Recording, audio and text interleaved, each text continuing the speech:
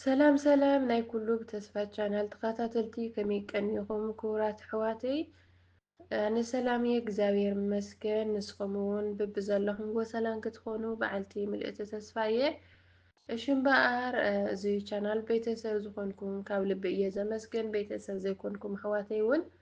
ቤተሰብ ክትኾኑ ብትሕትና ኢላዎ ላይክ እና ሳብስክራይብ ሸር እናገበርኩም እተው ክብለኩም ይፈቱ እሽም በኣር ኣብ ዝሓለፈ ሰንበት ቀዳማይ ክፋል ዛንታ ራሄል ዝብል ኣቕሪበልኩም ምንባረይ ይዝከር እዩ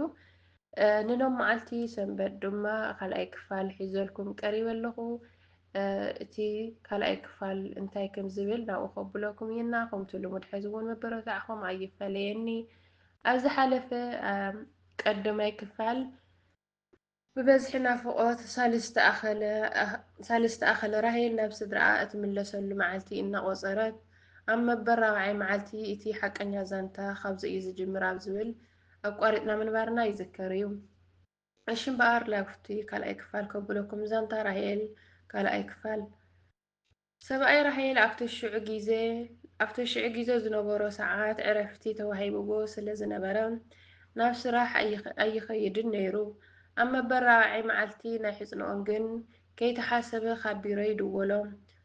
ስልኩ ኣልዒሉ ሃሎ ይብል ካብ ቢሮ ኢና ንድውለልካ ዘለና ንፈልጥ ኢና ናብ ስራሕ ክትመፅእ ከም ዘይጥዕመካ ዕረፍቲ እውን ከም ዘለካ ነገር ግን ዓድኻን ሓደ እየን እና ሎሚ ብናይ ፀጥታ ጉዳይ ከባቢና ስለ ዝኸበደና ሓገዝካ የድልየና ኣሎ እቶም መሳርሕትናን ብፆትናን ናብ ካሊእ ግዳጅ ስለ ዝኸዱ ኢሎም ይዛረብዎ እቲ ናይ ራሄል በዓል ቤታ ኣብ ክልተ ሓሳብ ተወጠረ ሰዓቱ መስዩ ሰብ እውን የለን ብጀካ ካብ ካሊእ ዝወለዳ ብውሕዱ ጓል 13 ዓመት ትኸውን ቆልዓን ራሄል በዓልቲ ቤቱን ጥራሕ ናይ ቆፀራ ትመስል እታ መብራህቲ እውን ናቶም ብቻ ህልም በለት ካብኡ ራሄል ካብ ድንገት ዝተልዓለ ውይወደዋይ በለት እቱ በዓል ቤታ እውን ኣጀኽባ ራሄለይ ደጊም እኮ ዓቢኺ ኢኺ እንታይ እዩ ይወደዋይ ክኸም ቆልዓ ኢሉ ሰሓቓ እና ኣይዝንግዕን እየ ቁሩብ ምስቶም መሳርሕተይ ዘወርወር ኢለ ምልስ ክብል እየ ኣይዝንግዕን ዝብል ሓሳብ ይዛረበን ንራሄል በዓልቲ ጎይቱን ነታ ካብ ካሊእ ዝወለዳ ውላዱን ራሄል ዋላ መሓደርካ ግን ዝገደደ ኣራዊት ከኣትየና እዩ መብራህቲ ስለ ዘየላ እናበለት ብትሑት ድምፂ ትዛረብ ነበረት እቲ በዓል ቤታ እውን እንታይ ኢኺ ትዛረቢ ኣይሰማዕኹን ራሄለይ ይብላ ራሄል ኣይተዛረብኩን እሺ መፍርሒ እስኪ ንፈርሕ ኢና ግን